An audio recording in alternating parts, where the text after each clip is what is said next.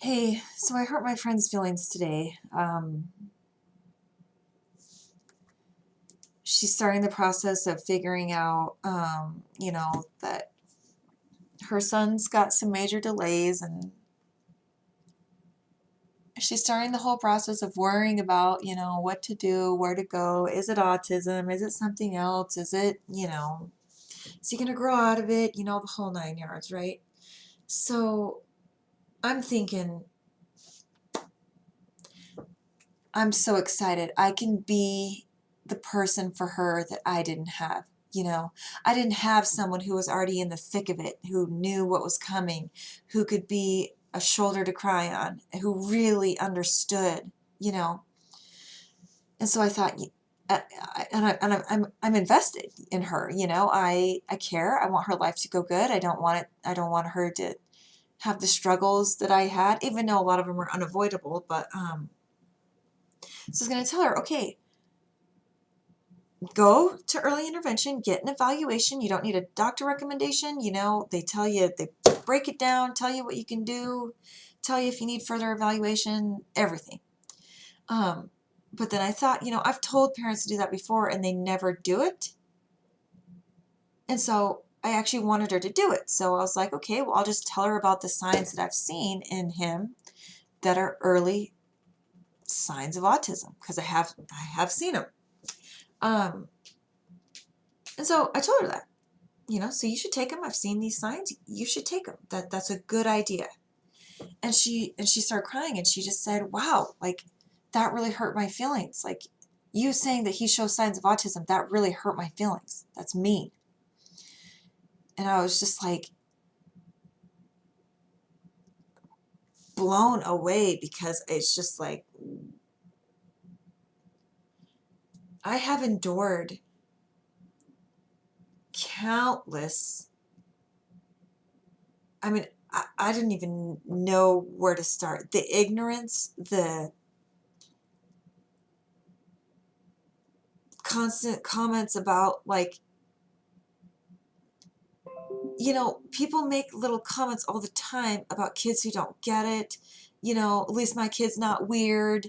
You know, I just don't want my kid to be the one in the corner that, like, nobody talks, this kind of thing.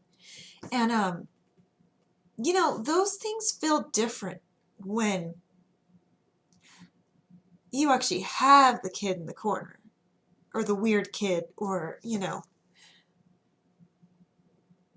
So I was like trying to be,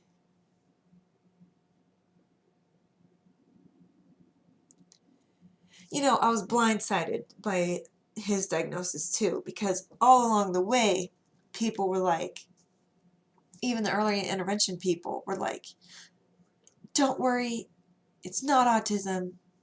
He's just slow in speech, taking this positive tone that I thought, oh yeah, great, like, he's fine.